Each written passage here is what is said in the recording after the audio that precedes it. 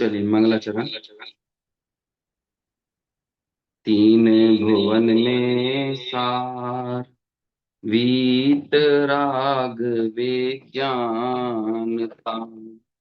शिव स्वरूप शिवकार, नमहु त्रियोग समारिके।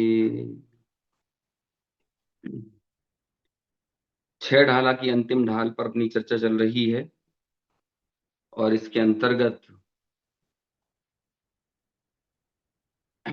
पहले छंद पर हमने पहले छंद का कल हमने पाठ किया था और उसके पहले छंद में, छठवीं ढाल के पहले छंद में 5 महाव्रत और 3 गुप्ती, ये विषय को सबसे पहले लिया गया है, जिसमें पहले 4 महाव्रत की चर्चा इस छंद में आई थी। एक बार पुनः उस छंद को पढ़ लेते हैं। षटकाय जीवन हननते, सब विध दरव हिंसा टरी। रागादि भाव निवारते, हिंसान अभावित अवतरी। जिनके न लेश मृषा न जल मृण, हु बिना दियो गहें। 8 10 सहस विध शीलधर, चिद ब्रह्म में नित रमी रहें। इस तरह से 4 महाव्रत जो मुनिराज के जीवन में होते हैं, वह यहां पर लिखा है। निश्चय और व्यवहार तथा भाव और द्रव्य, दोनों तरह के महाव्रतों की यहाँ पर बात की। जैसे सबसे पहले अहिंसा महाव्रत की चर्चा करते हुए 6 काय के जीवों का हनन नहीं करना, ये तो उनके द्रव्य हिंसा के त्याग को दर्शाता है, तथा भीतर से रागादि भाव हिंसा भी नहीं करना, ये भाव हिंसा के त्यागी होने को दर्शाने वाली बात कही है। और सबसे आखिर में हमने देखा था कि जो ब्रह्मचर्य महाव्रत होता है, तो निश्चय से तो चिद ब्रह्म में, चैतन्य ब्रह्म में निरंतर रमण करना और बाहर से 8 10 प्रकार के 18,000 प्रकार के शील का पालन करना। देखिए, जब अंतर में वीतराग परिणति का उदय होता है, तो बाहर से भी निश्चित तौर पर वैसी पवित्रता हमारे व्यवहार में भी झलकती ही है। तो निश्चय और व्यवहार का ऐसा ही सुमेल ज्ञानियों के, आत्मार्थियों के जीवन में देखने को मिलता है और हमारे शास्त्र दोनों का ही ज्ञान करवाते हैं। जो चरणानी योग है वो हमें जीवन में जो व्यवहार चारित्र होता है उसको दर्शाता है, और द्रव्यानुयोग अंतर की शुद्धता को दर्शाने वाला होता है। कल हम बात कर रहे थे 18,000 प्रकार की शील की। इसमें से 2 तरह की स्त्रियां होती हैं, एक तो चेतन स्त्री और एक अचेतन स्त्री। चेतन स्त्री संबंधी जो दोष होते हैं मुनिराज के जीवन में, वो होते हैं 17,280, और अचेतन स्त्री संबंधी जो शील के दोष होते हैं वो होते हैं 720। इन दोनों को मिलाते हैं तो टोटल बन जाता है 18,000 शील के दोष। और मुनिराज वे दोनों ही 18,000 चेतन स्त्री संबंधी और अचेतन स्त्री संबंधी शील के दोषों से रहित होते हैं। देखो यहाँ पर जो अभी हम पढ़ रहे हैं, यहाँ मैंने कल कहा था कि कल अपन उस पर थोड़ी बात करेंगे। तो आपको ये स्क्रीन पर दिख रहा है, अब्रह्म जो होता है वो एक बहिरंग और एक अंतरंग, 2 तरह से देखने में मिलता है। रति जन्य सुख के लिए स्त्री पुरुष की जो चेष्टाएं होती हैं वो सभी अब्रह्म के दोष रहते हैं और वो बहिरंग दोष कहलाते हैं। और अंतरंग में तो जो आत्मा में लीनता का अभाव है वो कहलाता है वो वास्तविक निश्चय से अब्रह्म। लेकिन मुनिराजों के जीवन में दोनों ही तरह के अब्रह्म का त्याग होता है, अंतरंग भी और बहिरंग भी। अब देखिए, जो ढाल 6 ढाला की इस पहले छंद में, छठवीं ढाल के पहले छंद में 18,000 प्रकार के जो दोष कहे, उसमें 6 प्रकार की स्त्रियां, जिसमें 3 चेतन स्त्री और 3 अचेतन स्त्री। तो चेतन स्त्री कौन कौन सी होती हैं? दो स्त्रियां गई ना, स्त्रियों के दो भेद, चेतन स्त्री और अचेतन स्त्री, है ना। एक तो वो जो प्रेस होती है घर में, उसको भी लोग स्त्री कहते हैं, लेकिन वो नहीं है यहाँ पे। यहाँ पर जो स्त्रियां जो कही जाती उनकी ही बात है। तो मनुष्यनी, त्रियंचनी और देवांगना, ये होती हैं 3 चेतन स्त्रियां। और अचेतन स्त्रियों के अंतर्गत आता है काष्ठ की स्त्री, धातु की स्त्री और चित्रमय स्त्री, है ना। मतलब स्त्रियों संबंधी चित्र हैं। क्योंकि ये मुनिराज की बात हो रही है, तो मुनिराज के जीवन में तो स्त्रियों की ही मुख्यता से ब्रह्मचर्य को समझाया जाएगा, है ना। ब्रह्मचर्य महाव्रत भी वास्तव में उनके ही होता है। गौण रूप से आरिकाओं के विषय में भी कह दिया जाता है, लेकिन वो नहीं होगा, क्योंकि वे छठे सातवें गुण स्थानवर्ती नहीं होती आरिकाएं। आरिकाएं जो होती हैं वो पंचम गुण स्थानवर्ती होती हैं। तो जैसे ऐलक होते हैं ना, उसी तरह से आरिकाएं होती हैं। लेकिन ऐलकों के अथवा आरिकाओं को महाव्रत की संज्ञा में तो हम नहीं ले सकते, वो तो 11वीं प्रतिमाधारी होती हैं। लेकिन कई बार इस तरह से चर्चा होती है कि क्योंकि स्त्रियों की उत्कृष्ट स्थिति कहाँ तक होगी, शील में, तो वो आरिकाओं के जीवन में देखने को मिलती है। लेकिन वास्तव में तो महाव्रती, ब्रह्मचर्य महाव्रत के धारी मुनिराज होते हैं। इसलिए उनके ब्रह्मचर्य को समझाने के लिए, 18,000 प्रकार की शील को समझाने के लिए आ, यहाँ पर स्त्रियों संबंधी जो राग है, उसका कैसे उनके जीवन में अभाव होता है वो बतलाया गया है। तो वही 18,000 प्रकार का शील हम यहाँ देख रहे हैं। मैंने कल कहा था थोड़ा सा अपन देखेंगे और थोड़ी सूक्ष्म बुद्धि लगाएंगे तो ये याद करना कोई बहुत मुश्किल काम नहीं है, 18,000 प्रकार के शील को। तो पहले तो अपन इतना देख लें, 3 तरह की चेतन स्त्रियां और 3 तरह की अचेतन स्त्री, मनुष्यनी, त्रियंचनी और देवांगना, और काष्ठ, धातु और चित्र, है ना। इन इस तरह से टोटल हो गई 6 प्रकार की स्त्रियां, है ना। अब इन 6 प्रकार की स्त्रियों में मन, वचन, काय, इन 3 से गुणा कर देते हैं तो बन जाता है 18। और फिर इसको भी यदि 18 प्रकार की, सॉरी, अभी अचेतन स्त्री को साइड में कर दो, मनुष्यनी, त्रियंचनी और देवांगना, इतना यदि हम देखेंगे तो मन, वचन, काय, तो 3 त्रिका 9, है ना। फिर मन, वचन, काय में से भी और आगे बढ़ते हैं तो फिर इसके, देखो मैं आपको यहाँ पे शेयर करने की कोशिश करता हूं। एक 64 या 65 नंबर की गोमट सार की गाथाएं हैं, है ना। वहां पर ये सब समझाया गया है। तो उसे ही मैं यहाँ पे कोशिश करता हूँ कि आपसे शेयर हो जाए, और यदि शेयर नहीं हो पाया तो कम से कम उसकी चर्चा तो की जा सकती है।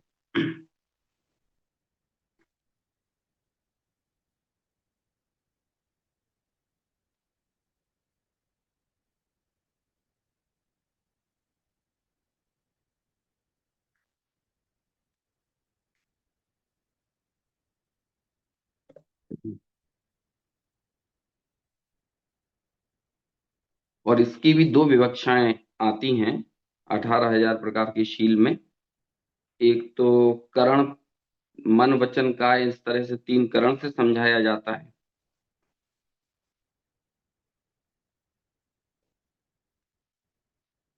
चलिए, यह शेयर तो नहीं कर पा रहा हूं मैं, लेकिन कोशिश करता हूँ आपको बताने की।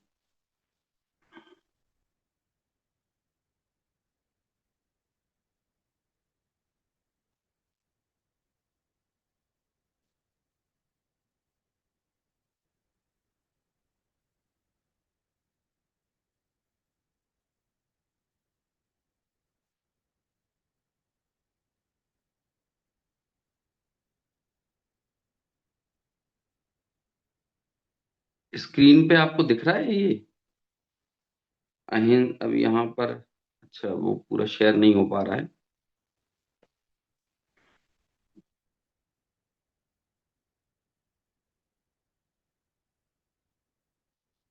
देखो वो गाथा इस तरह है, जोए करणे सन्ना इंदिये भूमादि समण धम्मेया अन्येन्नी अभत्था 18 सील सह साइम।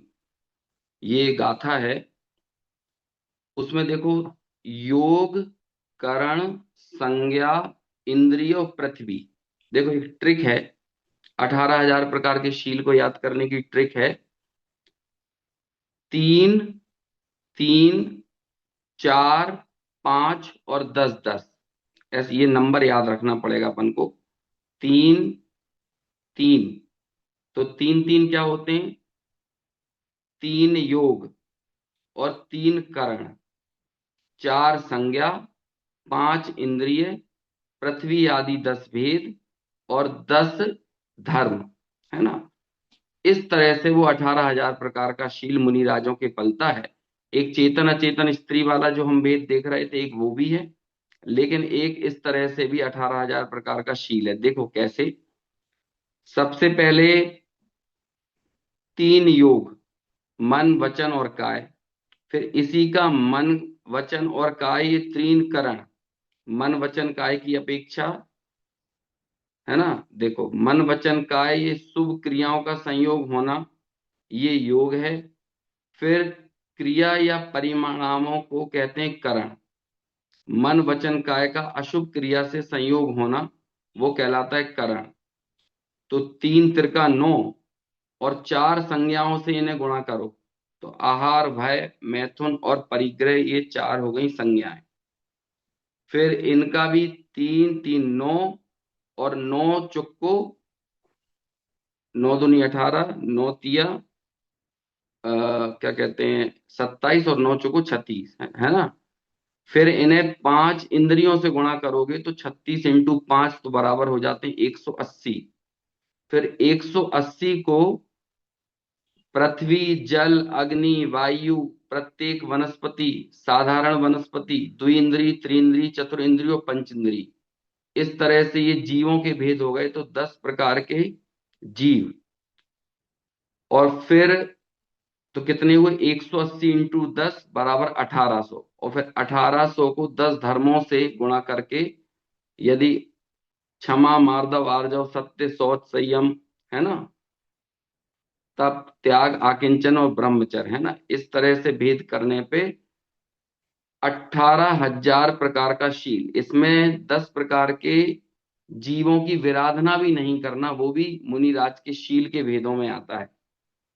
तो ऐसे ही 18,000 प्रकार के शील होते हैं। और एक वो होता है जो हम चेतन स्त्री और अचेतन स्त्री संबंधी देख रहे थे, तो वहां पर चेतन स्त्री संबंधी 720 प्रकार का शील, और अचे सॉरी चेतन स्त्री संबंधी 17,280 प्रकार का शील, और अचेतन स्त्री संबंधी 720 प्रकार का शील।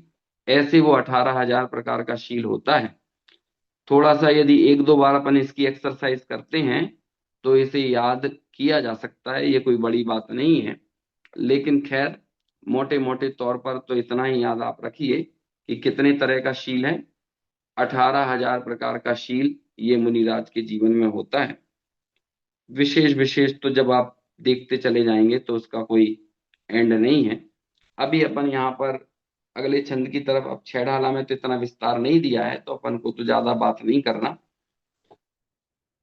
मोटे मोटे तौर पर ही अपन यहाँ पर समझ सकते हैं। अब अपन दूसरे छंद की तरफ सीधे बढ़ते हैं। यहाँ पर परिग्रह अपरिग्रह व्रत, इसकी चर्चा की जाएगी। परिग्रह त्याग महाव्रत, और ईर्या समिति और भाषा समिति, है ना, ये चर्चा यहाँ पर अपन करेंगे। मैं आप लोगों को अपने से, जो लोग अनम्यूट करना चाहें वो कर सकते हैं। सभी लोगों को, जिनको माइक को म्यूट करके ही पढ़ना है तो वो म्यूट करके ही पढ़ें। ये अपन अगला छंद पढ़ते हैं। दूसरी कोई साउंड ना आए, इस बात का ध्यान रखें, इसलिए मैं सब लोगों को म्यूट कर देता हूँ। वैसे तो कक्षा में दो तरफा कम्युनिकेशन होना चाहिए, लेकिन चूंकि क्या है ना कि पीछे से कई लोग ध्यान नहीं देते, तो उससे आसपास की आवाज भी आपकी आ जाती है, इसलिए मुझे मजबूरन वो म्यूट रखना पड़ता है। चलो, जब ये छंद आप पढ़ें उस समय आप अनम्यूट कर लें, और उसके बाद वापस से फिर म्यूट कर लें। अंतर चतुर्दश भेद बाहिर, संग दस धाते टले।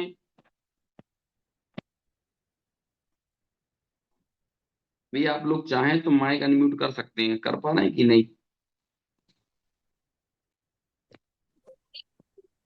कर पा रहे हैं। हाँ, ठीक है।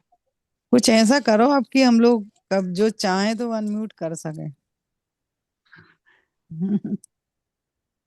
वो पहले वो वैसा ही रहता था, लेकिन वो क्या है, आगे पीछे की आवाज आती थी ना, इस हाँ। चक्कर में फिर अपन ने उसको यहाँ सेटिंग से वो कर दिया कि जिससे आपकी आवाज फिर नहीं आती थी। हम्म। ये जो आपने जो बताया ना, ये हम्म। क्या बोलते हैं इसको? शील के ये, 18। नहीं नहीं। 18,000 प्रकार का शील। हाँ, वो ये उज्ज्वला जी ने ये मंत्र बनाना सिखाया था हम लोगों को। अच्छा। हाँ, वो स्त्री मेरे पास कथा, एक। चोर कथा, राज कथा, और ये हम्म। तीन प्रकार के योग, और हम्म। नीचे वो विरति, प्रमाद, कषाय, ये हाँ, इस टाइप से सिखाए। वो है मेरे पास। हाँ, अभी क्या है कि वो सारी पीडीएफ निकाल के शेयर करना पॉसिबल नहीं है, नहीं तो वो, मेरे पास वो रखे हुए हैं मंत्र जो आप बोल रहे हैं ना, ये ग्रंथ है हाँ सार हाँ के। हाँ उसमें वो हाँ सारी बहुत अच्छे से यंत्र हैं, अ, हाँ, वो जो सम्यक उज्ज्वला जी ज्ञान ने चंद्रिका सिखाए थे, टीका है। सिखा हाँ, चुकी है वो सम्यक ज्ञान चंद्रिका टीका में वो सारी चीजें दी हैं। हाँ संयम प्रकाश एक ग्रंथ लिखा हुआ है, तो उसमें एक बहुत अच्छी सी ट्रिक दी है इन 18,000 प्रकार की शील को याद करने की। तो हाँ वो जो तीन तरह की चेतन स्त्री, तीन तरह की अचेतन स्त्री संबंधी जो भेद बनते हैं, हाँ। 720 अचेतन स्त्री संबंधी और 17,280 हम्म वो चेतन स्त्री संबंधी, ऐसे सभी तरह के। क्योंकि शील का जरा सा भी बारीक दोष भी मुनिराज के जीवन में नहीं रहेगा। अभी कई एक प्रश्न वहां पर खड़ा किया संयम प्रकाश ग्रंथ में कि देवियों के साथ मनुष्यों का कैसे संबंध हो सकता है, तो वहां पर अभी वर्तमान में तो देखने में नहीं आता है। चलो, त्रियंचनी संबंधी कोई दोष लगे तो समझ में आए, मनुष्यनी संबंधी लगे तो बात समझ में आती है, लेकिन देवियों के साथ क्या होगा?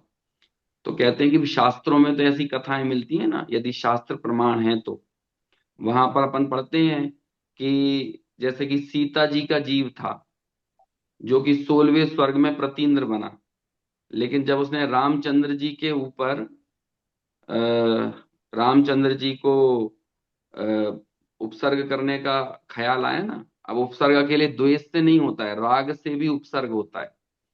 तो वो प्रतीन्द्र जो था सीता जी का जीव, वो सीता जी का ही रूप धारण करके राम जी को विचलित करने के लिए आया। एक राग भाव पैदा हुआ कि ये मेरे से पहले कैसे मोक्ष जा सकते हैं, है ना? तो ऐसा उसे आया कि किसी तरह विचलित हो जाएं, लेकिन फिर वो नहीं हुए।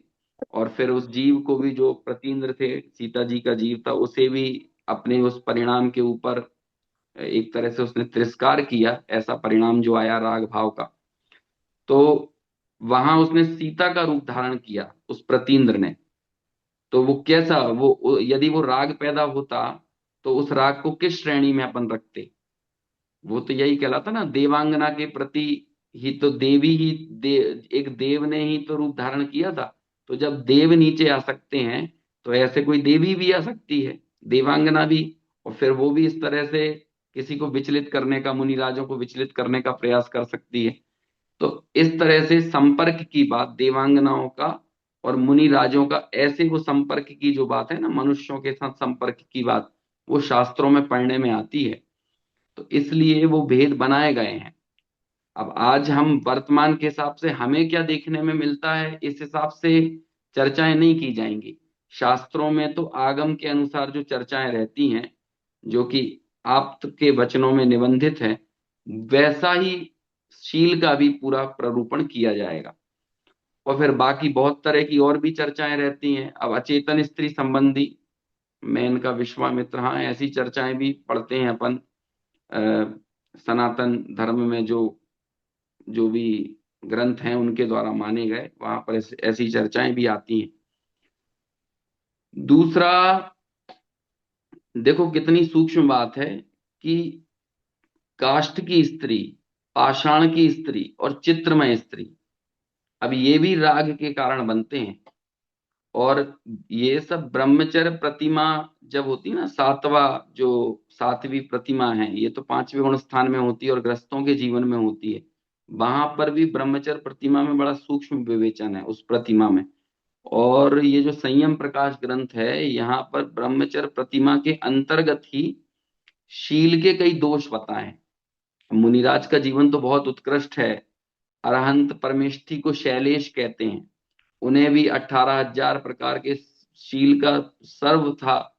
जो दोष लगने की संभावना बरहंतों के तो क्या रहेगी, लेकिन उनके उनका भी जो शैलेश नाम है, वो भी शील को देखते हुए कहा गया कि अब शील का किंचित मात्र भी दोष नहीं है। एक बहुत अच्छी बात वहां पर लिखी संयम प्रकाश में कि कामदेव को जीतने की ताकत सिर्फ एक देव में ही है, और कोई देव नहीं जीत सकता कामदेव को। अब देखो, देव से लड़ने में मनुष्य कैसे समर्थ हो सकते हैं, तो फिर बोलो कौन सा देव है।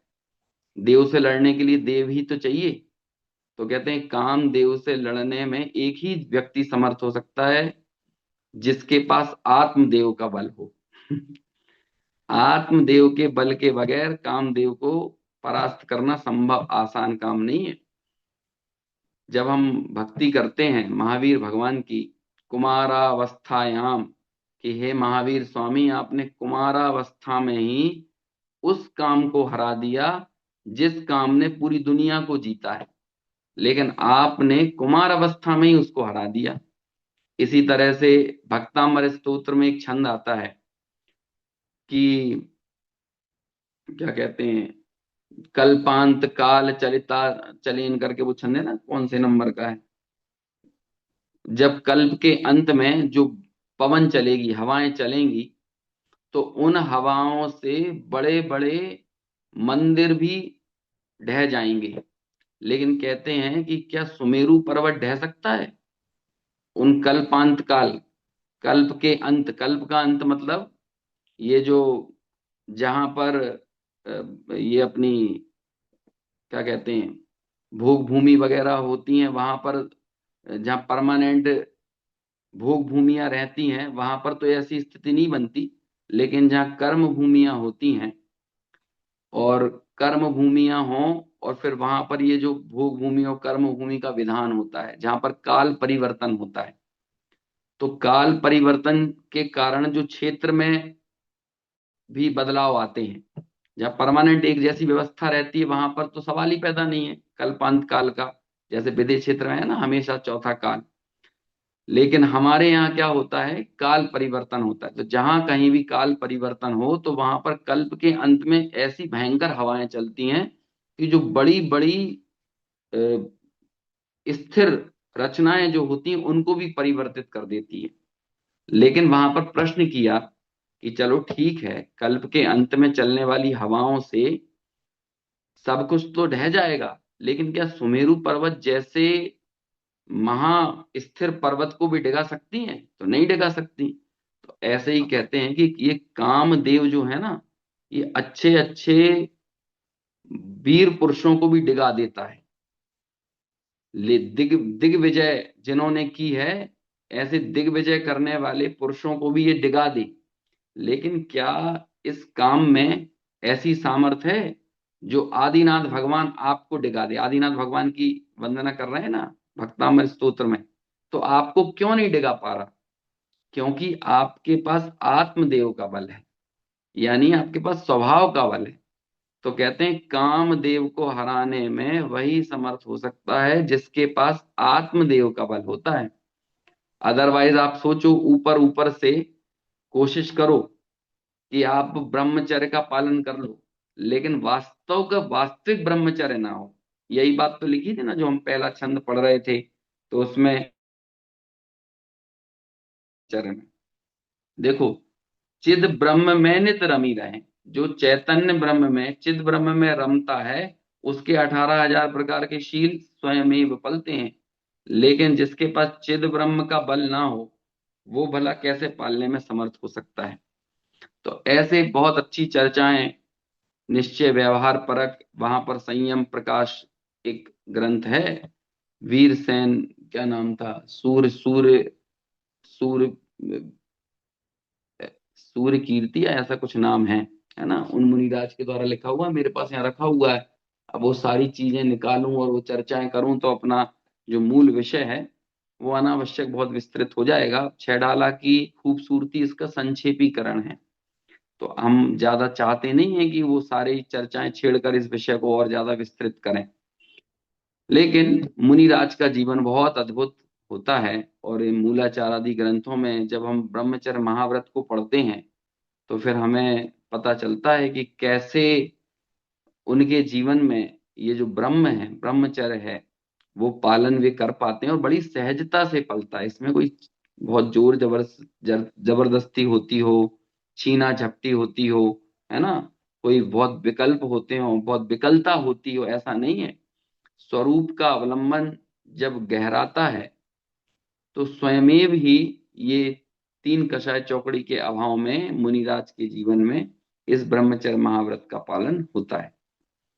चलिए आगे बढ़ते हैं दूसरे छंद की तरफ, क्योंकि ये चर्चाएं ऐसी हैं कि इन पर तो यदि महाव्रतों की लंबी चौड़ी चर्चाएं हम करें तो 10-10, 15-15 दिन की कक्षाएं भी यदि लें 1-1 घंटे की तो भी कम है। चलो आगे चलते हैं, अगला छंद पढ़ते हैं। आप सब लोग पढ़ सकते हो अभी।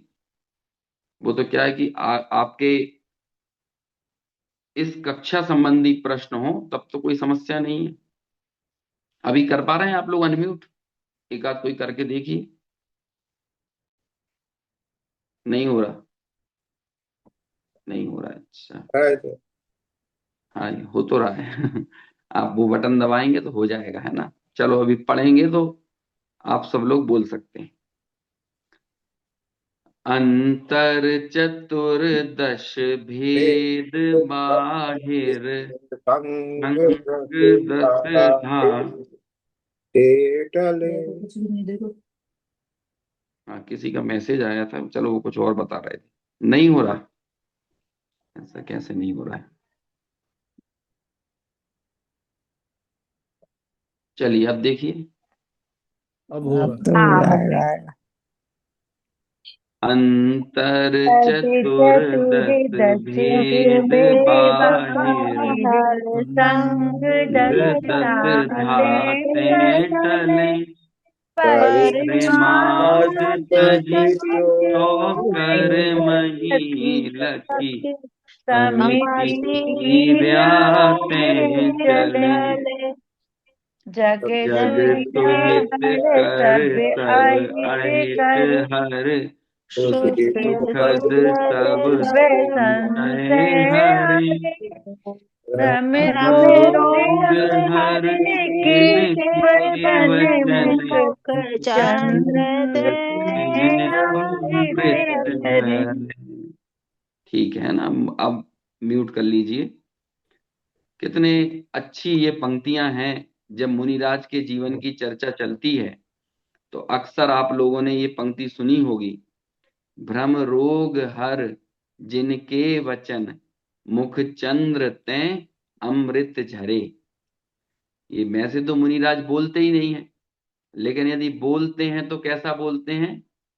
मुख चंद्र तैं अमृत झरे, है ना। ये भाषा समिति ऐसी होती है। पहले तो सबसे पहले बताया जो पांचवा अपरिग्रह व्रत था, पहली लाइन में अंतर चतुर्दश भेद बाहिर संग दसधा तैं टले। बाहिर का संग यानी होता है परिग्रह, और दसधा यानी 10 प्रकार का बाह्य परिग्रह, और अंतरंग परिग्रह 14 प्रकार का, है ना। 14 अंतरंग और 10 बाह्य, ऐसे 24 प्रकार का परिग्रह मुनिराज के नहीं होता। फिर आगे बढ़ते हैं ईर्य समिति की तरफ।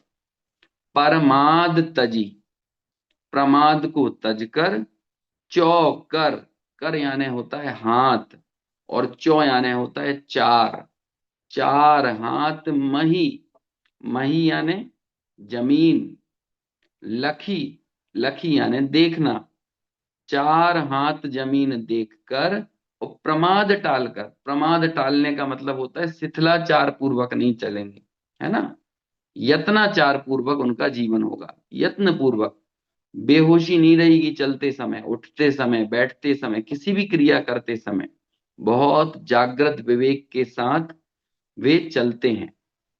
समिति ईर्या तय चलें, ईर्या समिति के साथ चलते हैं, प्रयोजन हो तो ही चलते हैं, अब प्रयोजन नहीं चलते। अब देखो है ना, जग जिसके कारण हम सब लोगों का भला होता है, मुनिराज की वाणी के कारण, जब वे बोलते हैं तो भी हमारा कल्याण होता है। जब ये लिखने की परंपरा नहीं थी तब तो मुनिराज के वचनों से ही कल्याण होता था। फिर कालांतर में ये मुनिराजों को पता चला कि आने वाले समय में सुनकर तो ये जगत के जीव याद रख नहीं पाएंगे, तो इनको लिखित रूप में ये जिनेंद्र भगवान के वचन जिनवाणी मिल जावे तो इनका कल्याण हो सकता है। और हम सब लोग भी ये जो पढ़ते हैं, सुनते हैं, ये सारी चर्चाएं करते हैं, ये उन मुनि राजों की ही द्वारा जो लिखित जो शास्त्र रहे हैं, और वो सारे शास्त्र उन्होंने मनगढ़ंत नहीं बनाए हैं, बल्कि जो जिनेंद्र परमात्मा की वाणी थी उसके अनुसार ही इनको गूथा, गणधर के द्वारा जो गुथित थी वही वाणी हम तक आचार्य परंपरा से, मुनि राजों के माध्यम से हम तक यहाँ पर आई है। तो कैसी वाणी है वो, उसके बारे में यहाँ बताते हैं। जग सुहित कर, संपूर्ण जगत का हित करने वाली है, सब अहित हर, और हम सब का अहित हरने वाली है, मतलब जिससे अकल्याण होता है, जिससे दुख होता है उसको हरने वाली है। श्रुति, श्रुति यानी जिनवाणी का भी दूसरा नाम श्रुति है, श्रुत को ही श्रुति कहते हैं। श्रुति सुखद, मतलब एक तो दूसरा इस यहां पर अर्थ होगा जो सुनने में बहुत अच्छी हो, सुखद, सुख देने वाली हो। देखो सुनने में तो विषय भोगों की कथा भी बहुत अच्छी लगती है, अच्छी लगती है, लेकिन वो सुख को देती नहीं है, सुखद नहीं है वो, सुखद तो ये है। और कैसी है उनकी श्रुति, सब संशय हरे, जितने तरह के संशय हो सकते हैं जगत में, ऐसा करें कि ऐसा करें, आत्मा का स्वरूप ऐसा है कि ऐसा है ना, सुख का कारण क्या है, दुख को हरने में कौन समर्थ है, ऐसे कितने तरह के हमारे द्वंद्व रहते हैं अपने जीवन में। इन सभी द्वंद्व को दूर करने में, संशय को दूर करने में वो मुनिराज की वाणी है। और कैसी है, भ्रम रोग हर, जिनके वचन, जगत में हम सबके जितने भ्रम बने हैं ना उनको हरने में जिनके वचन समर्थ हैं, ऐसे मुख चंद्र तैं अमृत झरे। कितनी अच्छी लाइनें हैं, एक बार फिर से बोलते हैं, ये अंतिम की दो लाइनें है ना, इसमें मुनिराज की भक्ति है। यदि इन लाइनों को गहराई से समझो तो जिनवाणी की महिमा है, मुनिराज का बहुमान है, और मुनिराज के जीवन का को समझकर ऐसी ही दशा कब हमारी होवे, इसके प्रति एक अनुराग भाव है। जग सुहित कर सब अहित हर, श्रुति सुखद सब संशय हरे, भ्रम रोग हर जिनके वचन, मुख चंद्र तैं अमृत झरे, है ना, ऐसी ये लाइनें हैं। देखो आगे भावार्थ पढ़ते हैं। परिग्रह त्याग महाव्रत, वीतरागी मुनि 14 प्रकार के अंतरंग और 10 प्रकार के बहिरंग परिग्रहों से रहित होते हैं। दिन में सावधानी पूर्वक 4 हाथ आगे की भूमि देखकर चलने का विकल्प यदि हो तो ईर्या समिति पूर्वक वे चलते हैं।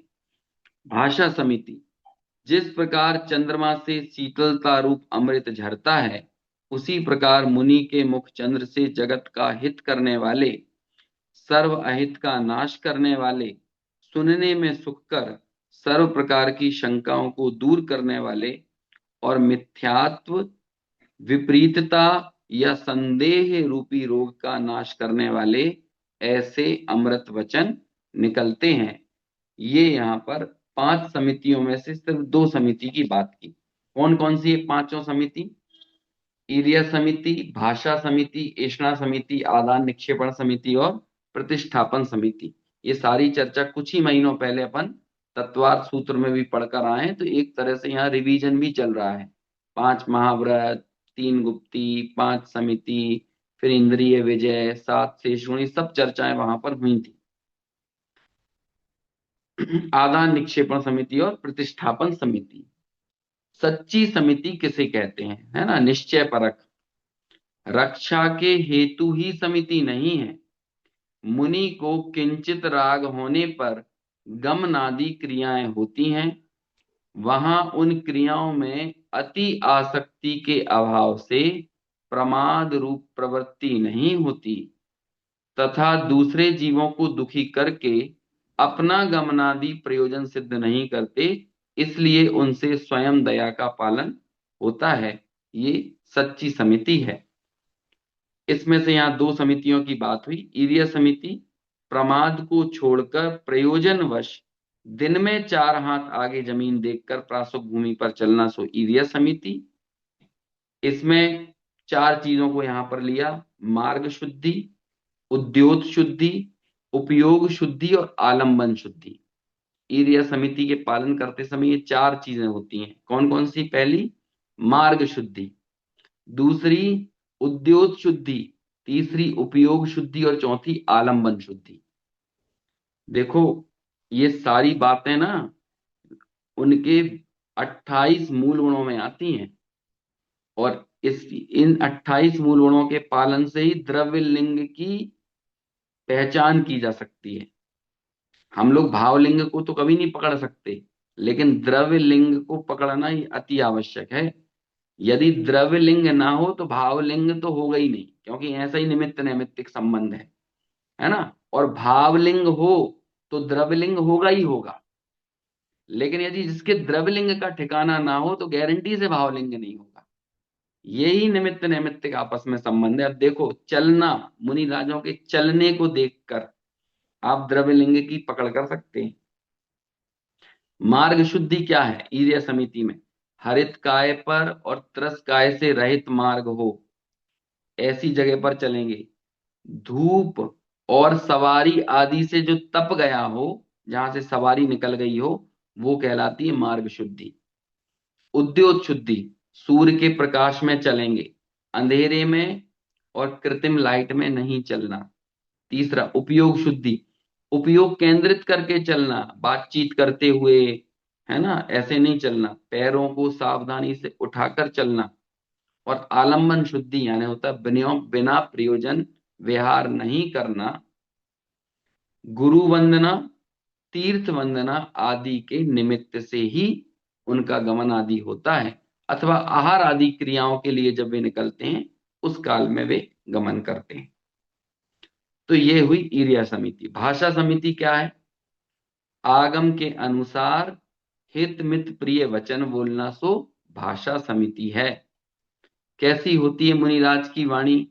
जगत का हित करने वाली होती है, अहित का नाश करने वाली होती है, कर्ण प्रिय होती है, भ्रम रूपी रोगों को हरने वाली होती है, और चंद्रमा की चांदनी के समान अमृत में ये प्रतीक उपमा दी है ना?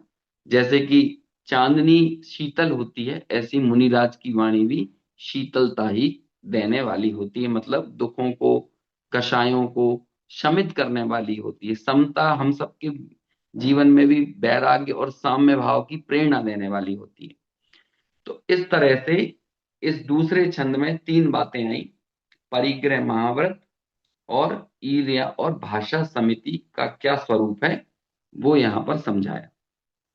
एक बार पुनः अपन इस छंद को पढ़ते हैं, फिर यहाँ अपना समय भी हो गया है, तो इस चर्चा को यहीं विराम देंगे। आगे की समितियां और आगे गुप्ती आदि की जो चर्चा है वो अगले छंद में आएगी।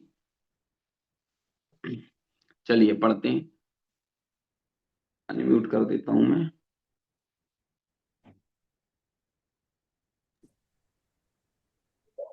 अंतर तर चतुर दस भेद भेद बाहिर बाहिर संग दस धाते टले परिमार्जन परिमार्जन जी और करी मनीलखी समिति जाते जाते चले चले जग जग हित हित कर कर सब सभी सब अहित कर श्रुति सुख दे सब संशय हरे भ्रम भ्रम रोग रोग हर जिनके वजन मुख वचन मुख चंद्र चंदते अमृत अमृत अमृत झरे। झरे। झरे। इस तरह से दो छंदों पर अभी अपनी चर्चा पूरी हुई।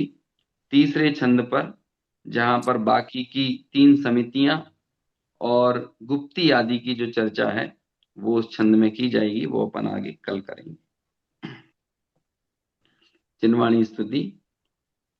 निज निधि निज निज में में बताई, बताई यह यह अनंत अनंत उपकार उपकार है है उसके उसके लिए लिए जिन्हें वाणी वाणी माँ माँ को को वंदना वंदना सत शतबार, बार वंदना सत शतबार। बार है। वो ये क्वेश्चन था, बोलिए। ये जो जो भोग भूमि में ये जो कल्प वृक्ष होते हैं, हम्म तो वो क्या एक इंद्रिय जीव होते हैं क्या? कल्प वृक्ष हम्म अभी मेरे को भी नहीं मालूम है, ये आपने प्रश्न पूछा है तो देखते हैं, है ना। आज ऐसी आया था दिमाग में कि मतलब वृक्ष है वो, तो वो क्या है, वो एक हाँ, इंद्रिय जीव है क्या है? और फिर चलो वो चेक करेंगे फिर बताते हैं आपको, है ना। ठीक है नहीं तो ठीक। अशोक अंकल से पूछते हैं, उनको मालूम होगा कल सो रहे। मतलब किसी से अभी तक सुना नहीं है मैंने इनके बारे हाँ में। जी, हाँ, चलिए ठीक ठीक है, जय। पूछते हैं कल के बारे में, है ना। हाँ जय जिनेन्द्र।